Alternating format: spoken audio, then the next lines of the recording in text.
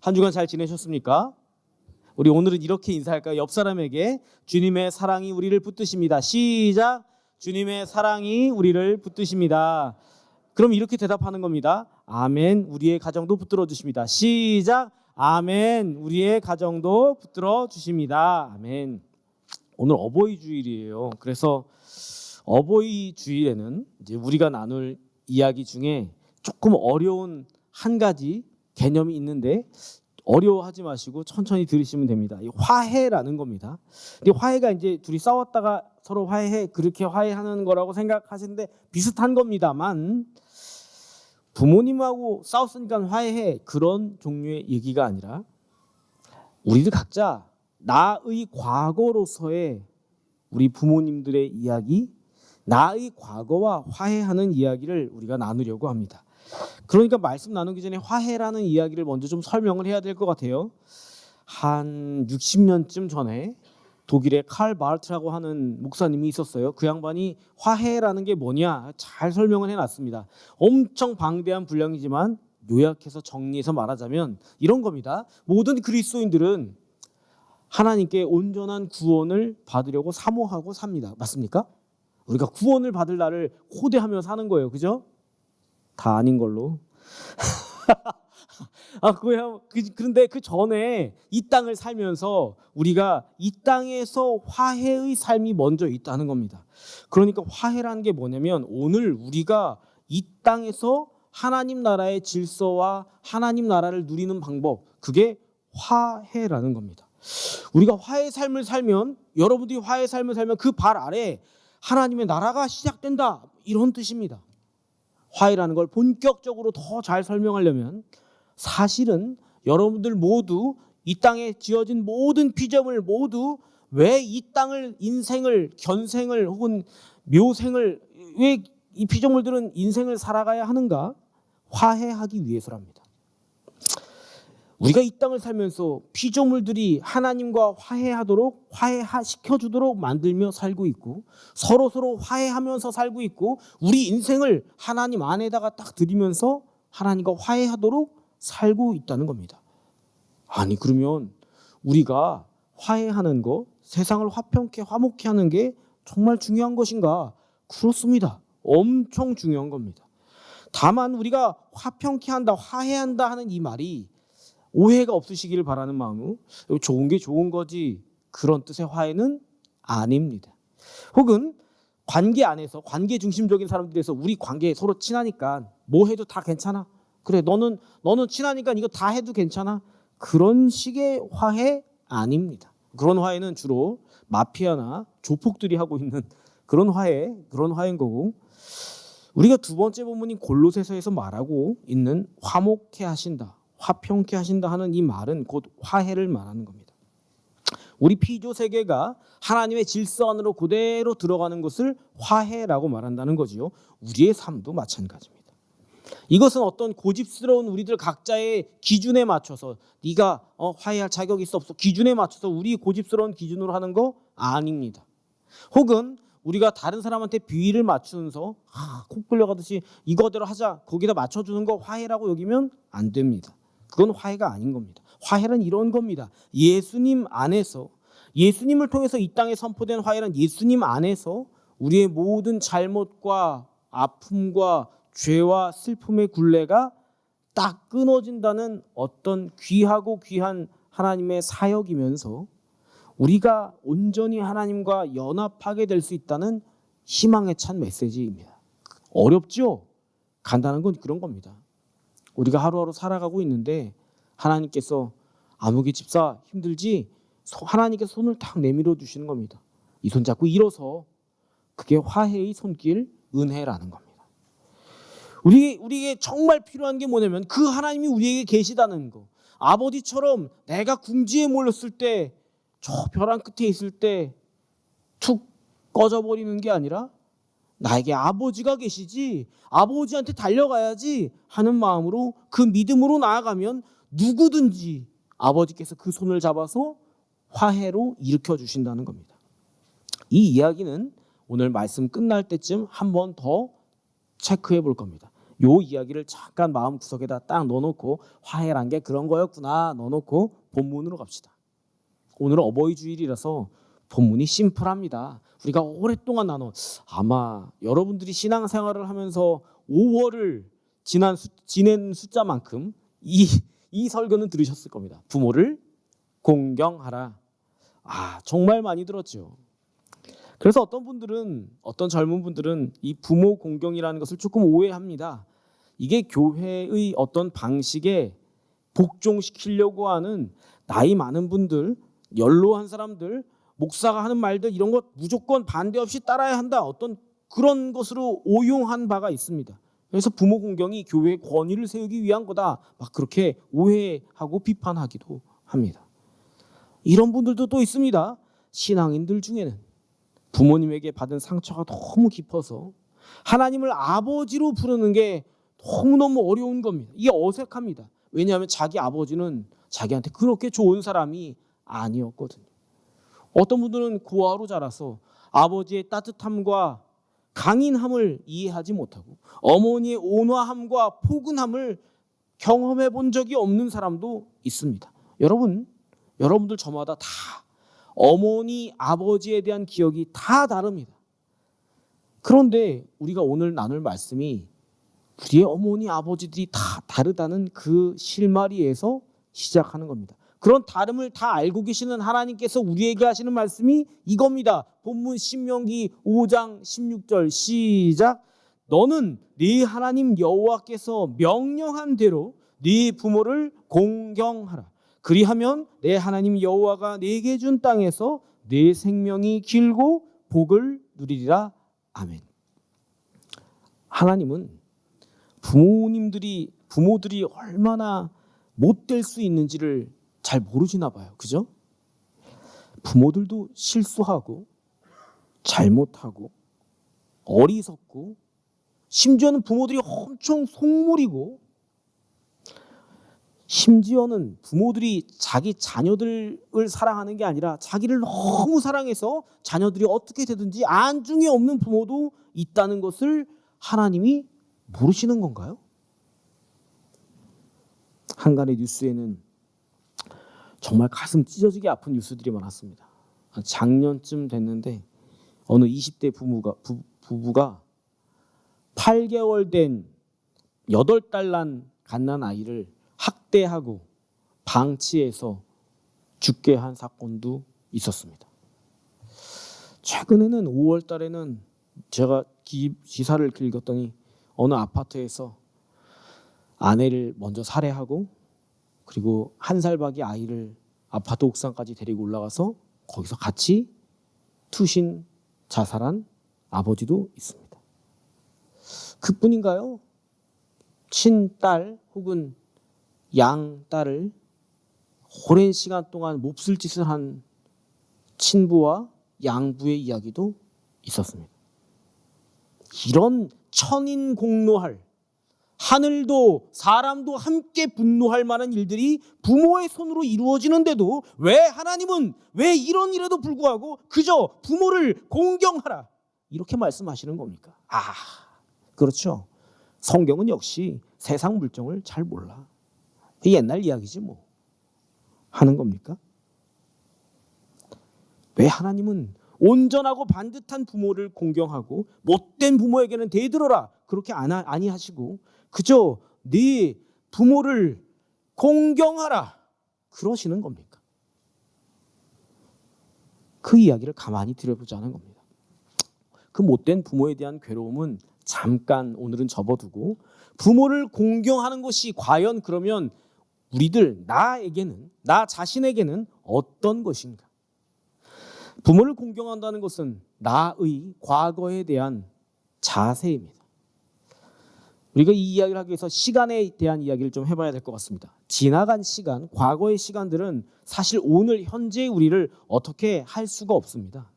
그런데도 우리는 오늘을 살면서 그렇게나 지나간 과거의 시간에 붙들려 끌려 살아갑니다.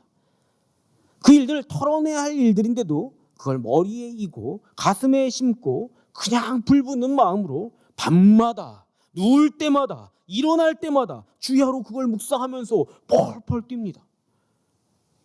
과거에 끌려가는 거죠. 그러나 여러분, 과거는 오직 내일을 위해서만 주어지는 겁니다. 그러니 여러분, 어쩔 수 없는 과거에 나를 자꾸 묶어두시지 마세요.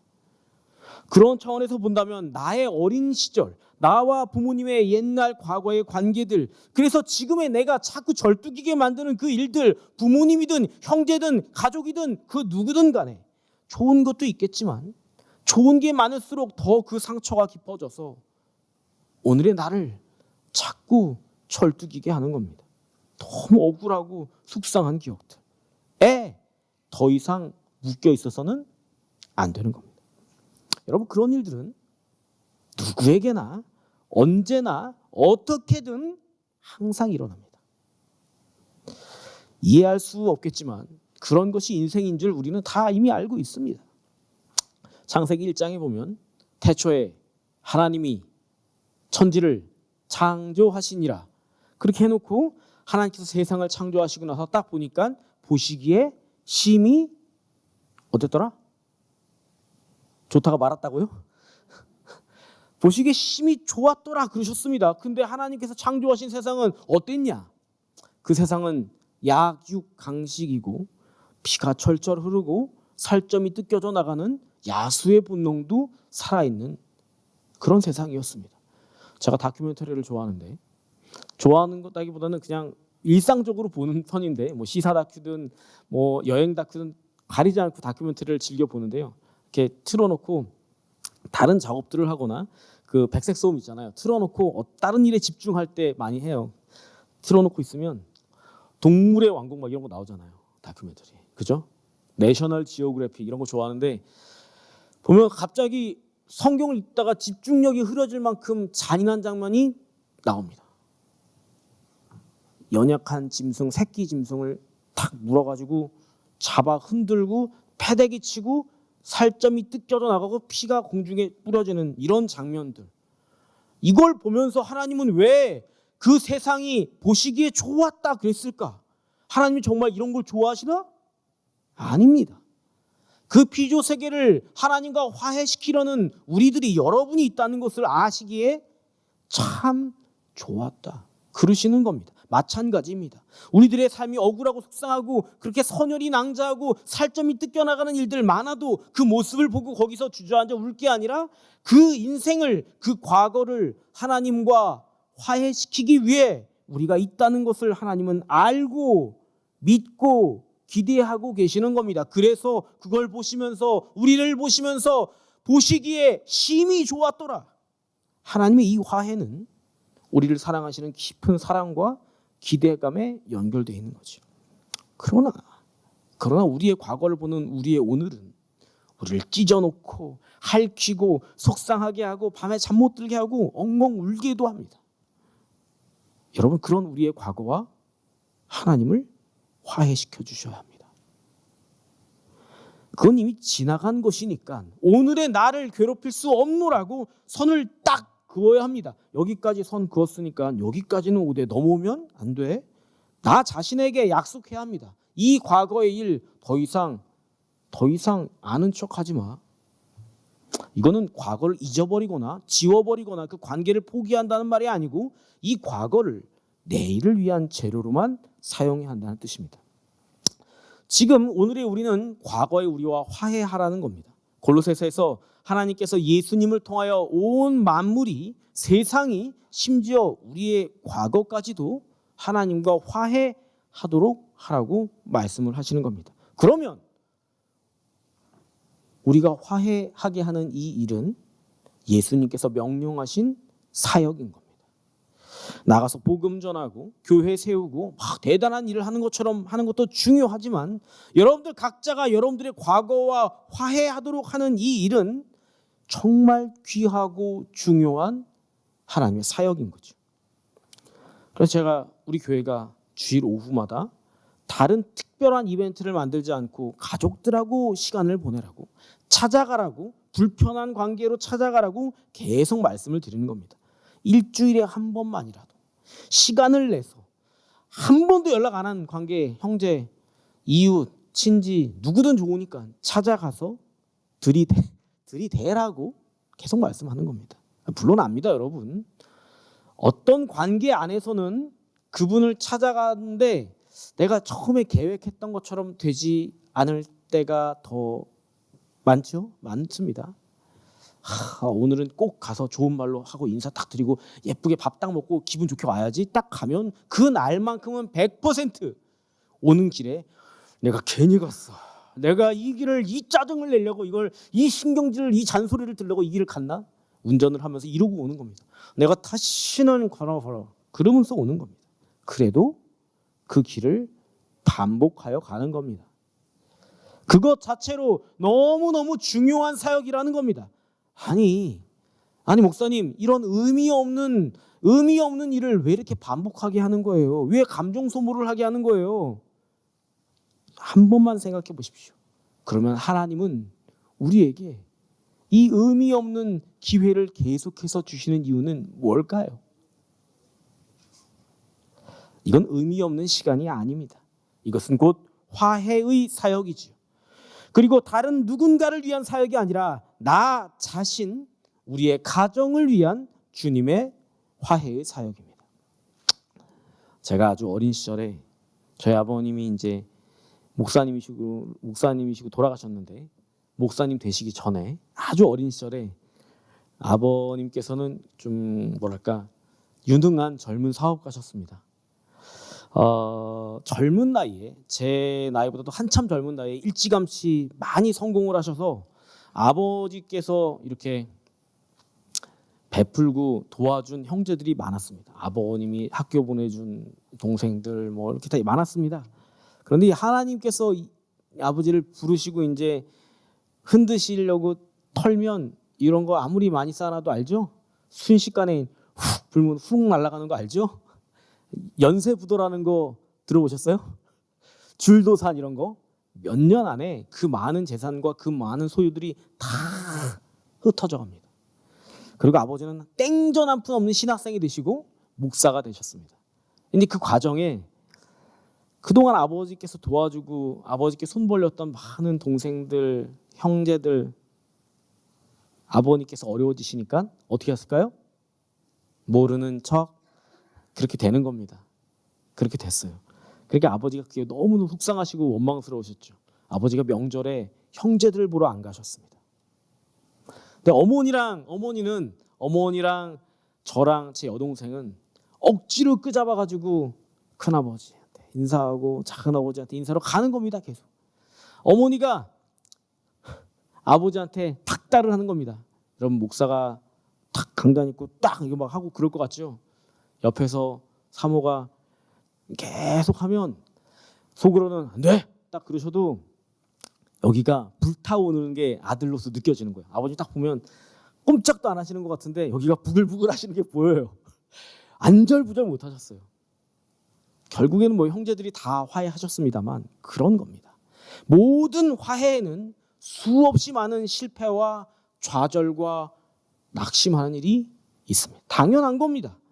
화해니 그런 실패의 노력이 없다는 것은 저는 한 번도 본 적이 없습니다. 여러분, 그런데요, 우리가 그 수없이 많은 시도를 할 때 하나님이 그런 우리를 보시면서 우리를 응원하고 계신다고요. 네가 나의 화해의 노력들을, 화해의 사역들을 잘하고 있구나, 네가 노력하고 있구나, 보시기에 참 어땠더라? 좋다가 말았더라?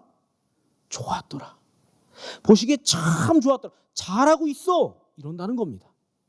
여러분, 그런가 하면 두 번째로 부모를 공경하라 하신 이 말씀은 우리들 저마다에게 하나의 커다란 참회인 겁니다. 이것은 부모의 인생을 내가 다시 살아내면서 헤아리고 내 안에 온전히 담는 일입니다.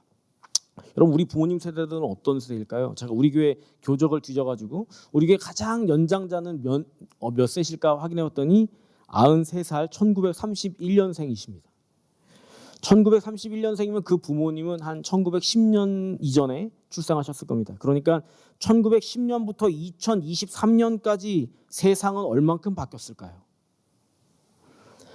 1800년도에서 1900년도가 될 때까지 바뀐 세상보다 1900년부터 2023년까지 바뀐 세상이 100배는 100배는 많을 겁니다. 그런데도 여러분, 우리 민족에게, 우리나라에게 그 시간은 정말 숨찰 만큼 많은 일들이 있었습니다. 1910년은 여러분 일제강점기였습니다. 1919년에 독립운동이 일어난 이후에 일본은 더 세게, 더 교묘하게 조선을 탄압합니다. 그 우여곡절 끝에 독립을 합니다.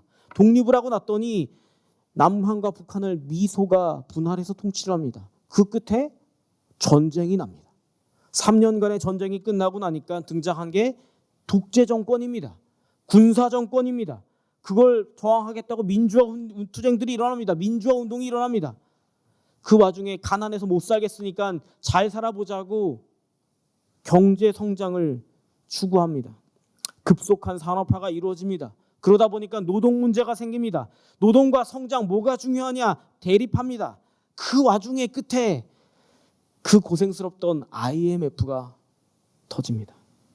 입에 담기도 힘든 세월호 사건도 있었고요. 촛불 집회인가 뭔가로 대통령을 끌어내리기도 했습니다. 그리고 오늘에 이르는 겁니다. 한 민족의 역사에, 웬만한 민족의 역사에, 전체 역사에 한두 번 일어나도 와 할 만한 일들이 100년 동안에, 이 민족은 100년 동안에 이렇게나 많은 일들이 일어났습니다. 우리 부모님들 세대는 그 속에서 정말 나약하고 힘없는 그냥 한 명의 개인이었습니다. 폭풍이 치는 바다 위에서 조각배 같은, 나룻배 같은, 나뭇잎 한 장 같은 그런 인생들이었습니다. 어때요 여러분? 여러분이 이 부모님들의 인생을 사셨더라면 여러분들은 부모님들보다 좀 더 나을 수 있겠습니까? 여러분들이 그때 부모님들을 찾아가셔서 뭐라고 조언해 줄 수 있었더라면 뭐라고 조언하시겠습니까? 그러면 지금과 좀 다른 결과가 있었겠습니까? 말이 없으시군요. 그렇죠. 부모님들이 잘하신 일도 있고 잘 못하신 일도 있습니다. 근데 그분들은 모르셨던 겁니다. 아무도 그때는 몰랐습니다. 거기서 나름대로는 최선을 다한 결과가 오늘 비록 그것이 우리에게 흉측한 상처와 아픔과 절름거림이라 할지라도 살아보지 않은 사람으로서는 누구도 그 시간들을 장담할 수 없는 겁니다. 대신 그 일들을 오늘 우리가 다시 반복할 필요는 없다는 거죠. 그것이 하나의 커다란 참회입니다. 부모의 잘못을 내가 반복할 필요가 없다는 건 말입니다. 거기서 일어서서 나는 오늘 살아가며 조금이라도 더 나은 삶을 살게 되는 것, 그분의 삶을 이해하고 헤아려서 나는 조금이라도 나아지는 것, 그것이 참회이고 하나님께서는 모든 참회 뒤에 반드시 기회를 주시는 겁니다. 어느 집사님, 여집사님인데 여집사님의 시모님께서 치매에 걸리셨어요. 치매인데 배고파 치매 알아요? 식탐 치매. 계속 먹습니다. 먹고 돌아서면 또 먹을 걸 찾아요. 남의 먹을 거 뺏어 먹고 손자 먹을 거 뺏어 먹고 먹을 거 주머니에 숨기고 막 이런 치매가 있습니다. 왜 다들 처음 보시는 것 같은 표정으로 그런 치매가 있습니다.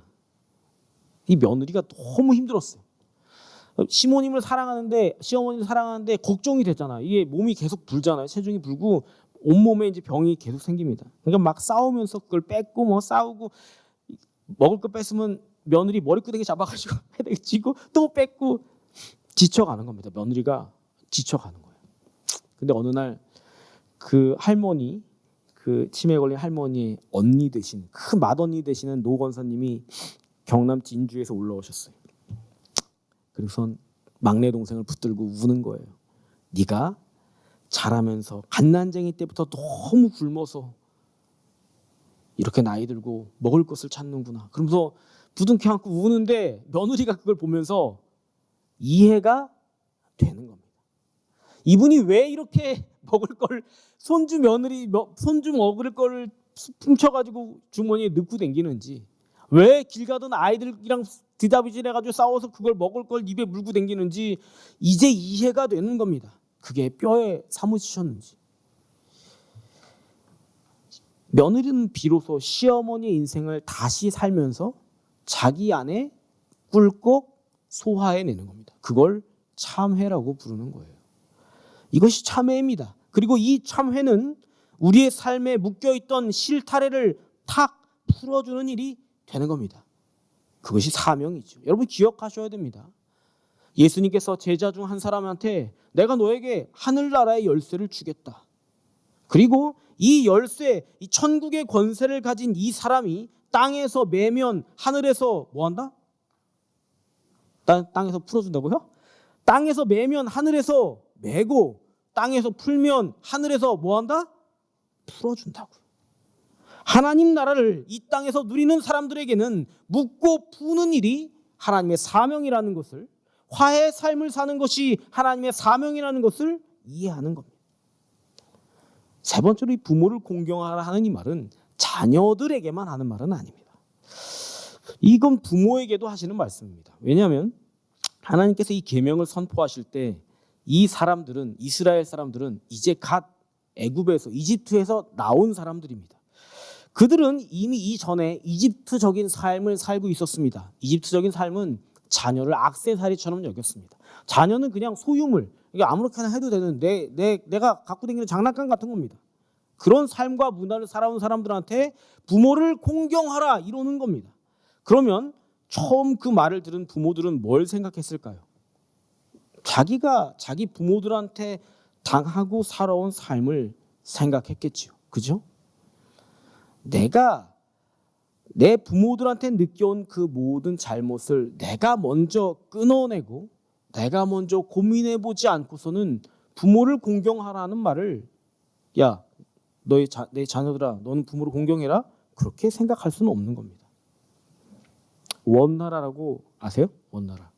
중국이라고 그러는데 사실 중국하고는 다른 게 이 몽골입니다. 몽골이 원나라니까 중국이야 뭐 다 자기네 나라라고 그러고 고구려도 자기네 나라라고 그러고 그러니까 근데 원나라의 가장 왕성한 나라, 가장 컸던 나라 제국의 크기를 유지할 때가 왕이 누구였냐면 쿠빌라이라고 하는 왕이 원나라의 황제. 그 나라 황제는 칸이라고 불렀으니까 쿠빌라이 칸 때 원나라가 가장 컸습니다. 쿠빌라이 칸에게는 아주 든든한 조언자, 지혜, 모사가가 있었습니다. 그 사람의 이름이 허형이라는 사람입니다. 허형이라는 사람이 굉장한 사람이었는데, 역사에는 잘 나오지 않지만 굉장한 사람이었는데, 그 일화를 하나 소개할게요. 원나라는 금나라랑 전쟁을 오래 했습니다. 오래 하니까 나라가 다 가물고 뭐 먹을 것이 없고 물도 마르고 막 그랬습니다. 오랜 전쟁 끝에 지쳐 있으니까 배고프고 목마른 군인들을 이끌고 허영이 장군이 쭉 가는 겁니다. 가는데 멀리 패가 안뜰에 배나무가 하나 심겨져 있는데 배나무에 배가 주렁주렁 열려 있는 거예요. 이 배고픈데 군인들이 어떻게 했겠어요? 패가 막 안으로 뛰어 들어가서 저 배를 따가지고 내가 목을 축여야지 하면서 막 가는 겁니다. 근데 배나무 밑둥에 탁 허영의 자리에 앉더니 잠깐만 기다리라고, 배고파 죽겠는 군인들한테 잠깐만 기다리라고 딱 해놓고 저 뒤로 돌아가서 주인을 한번 찾아봐라 그러는 겁니다. 밑에 있는 군인들이 얘기를 합니다. 아니 장군님, 무슨 이런 폐가에 주인이 있다고 어디서 나무 주인을 찾습니까? 따집니다. 이 허영이란 장군이 하는 말이, 나무에 주인이 없다고 내 마음에도 주인이 없는 것이냐, 이렇게 물었다. 아니 이게 무슨 배고파 죽겠는데 서문답 같은 소리야, 이 생각이 드세요? 여러분, 근데 이게 허영 장군의 살아가는 태도였습니다. 이 전쟁은 원나라랑 금나라 여진족인데 원나라 금나라가 막 싸우면서 이 병사들이 배반을 계속 반복합니다. 그러니까 군인들이 배반을 해서 저쪽에 붙어요. 그런 전쟁이었습니다. 그런데 허영 장군의 군대는 한 번도 자기 장군을 배신한 군인이 없었습니다. 이게 허영의 리더십입니다. 이게 허영이 자기 자녀들을 기르는 방법입니다. 내가 먼저 모범을 보이고 반듯하게 살아야 자녀들도 군인들도 내 부하들도 반듯해진다는 겁니다. 여러분, 우리가 자녀들에게 좋은 신앙을 가르치려면 우리가 좋은 신앙인이 되셔야 합니다. 자녀들이 위기 때마다 하나님 찾기를 바라신다면 내가 위기 있을 때 나는 누구에게 달려가는지를 보셔야 합니다. 삶으로 가르치는 것만 남는 겁니다. 우리가 그런 부모가 되기를 하나님이 기대하고 계시는 거죠. 얘야, 네가 당한 아픔, 네가 당한 상처, 네가 당한 슬픔을 너희 자녀들한테 물려주지 않을 만큼만, 그 조금만 한 걸음만 되어주지 않겠니? 하나님이 우리에게 말씀하시는 겁니다. 부모를 공경하라, 만물과 화해하라는 이 말씀은 우리에게 도전하는 말씀인 거죠. 어느 남자 집사님께서 어린 시절에 좀 상처가 있었어요. 그냥 편하게 말하자면 그 아버님이 재혼을 하셨어요. 그 자기는 전처소생인 거지. 새어머니가 들어와서 자기 어릴 때부터 이렇게 길러서 그 자기 아래 새어머니 슬하에 이제 형제 셋이 있었습니다. 그러니까 네 형제, 4형제로 컸는데 네 형제로 컸는데 이 집사님이 큰 아들인데 이제 소생이 다르니까 매정했습니다. 철이 들자마자 집을 나가서 30년 동안 한 번도 집에 연락하지 않고 살았답니다. 근데 이제 먼 친척을 통해서 들으니까 새어머니가 치매에 걸리셨대요. 그러니까 한 번만 가서 찾아가서 인사하라고 친척이 얘기를 하니까 못 이기는 척 이 집사님이 가서 인사를 합니다. 어머니 잘 지내셨어요? 그러면 치매에 걸린 새어머니가 뭐라고 대답할게요? 아저씨 누구세요? 이렇게 대답을 했죠. 아저씨 누구세요? 어머니 큰아들 누구입니다. 우리 큰아들은 학교에 갔는데 아저씨 누구세요? 그렇게 철없이 대답하시는 어머니를 모시고 어머니가 뭐 드시고 싶으세요? 그러니까 카레를 드시겠답니다. 그래서 어머니를 모시고 카레 전문점, 아주 유명한 카레 전문점에 가서 나란히 이렇게 앉아서 드십니다. 어머니가 카레를 좋아하셨나? 그러면서 이제 먹는 겁니다. 카레가 딱 나와서 밥을 먹으려고 딱 하는데 한 숟가락을 들더니 어머니가 하시는 말씀이 아저씨 우리 아들 왜 안 와요? 우리 아들 카레 좋아하는데. 그 순간 그 큰아들이 생각이 딱 났습니다. 자기가 학교 다니던 시절에 자기가 제일 좋아하는 음식이 카레였다는 거예요. 어머니가 집 나간 아들을 기다리면서 자기가 낳지도 않은 아들을 기다리면서 수없이 카레를 끓이면서 카레를 좋아한다고 생각했구나. 카레 먹다가 말고 이 집사님이 나와서 가게 밖에서 눈물 훔치고 들어가서 꺽꺽거리면서 카레를 먹었답니다.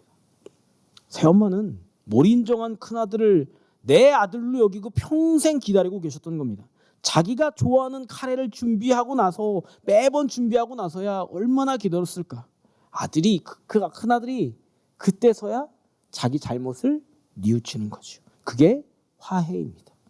그게 내가 땅에서 풀면 하늘에서도 풀어주리라 하신 하나님의 말씀입니다. 어떠십니까 여러분? 여러분들은 여러분의 과거와 화해할 준비를 좀 하고 계십니까? 처음에 우리가 화해라는 것을 이야기했잖아요. 여러분 이 화해의 삶은 무슨 착한 일 하는 거 그런 거 아닙니다. 화해의 삶은 예수님께서 여러분들에게 맡겨두신 사명입니다. 내가 원할 때 내가 필요할 때 화해하고 내가 꼴 보기 싫을 때 나 필요 없어. 그런 종류가 아니라는 겁니다. 주님께서 여러분들에게 요구하시면 여러분들은 그리스도인으로서 예수님의 제자로서 화해해야 하는 사명이 있다는 겁니다.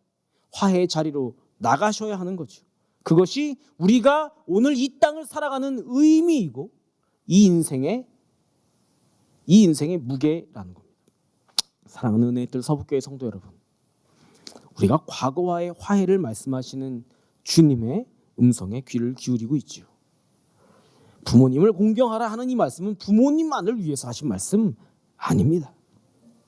우리가 우리의 과거를 어찌 보고 있는가를 한번 생각해 보라는 거죠. 물론 비극이 있을 수 있습니다. 상처가 될 수도 있고 돌아보면 답답하고 괴로울 수도 있습니다. 그러나 그 과거를 주님과 화해시키지 않고 우리는 앞으로 나아갈 수가 없는 겁니다. 우리 부모님을 우리 안에 끌어안아서 우리 부모님을 대신 참회하고 부모님보다 조금 더 나은 삶을 살기를 바라시는 하나님의 말씀이 네 부모를 공경하라 하는 말씀. 우리가 부모로서 본을 보이고 내 자녀들에게는 더 멋진 부모가 되기를 바라는 마음으로 하시는 말씀이 네 부모를 공경하라 하시는 말씀이죠. 사랑하는 은혜의 서북교회 성도 여러분, 여러분들의 삶이 하늘에서도 풀리기를 바랍니다. 그 일을 위해서 사명으로서 우리의 화해의 삶이 우리 발 아래 열려 있기를 축복합니다. 우리의 과거를 끌어안고 품어내듯이 부모님들의 삶의 이야기를 끌어안고 회복해가는 저와 우리 은혜들 모두가 될 수 있기를 주님의 이름으로 축복합니다.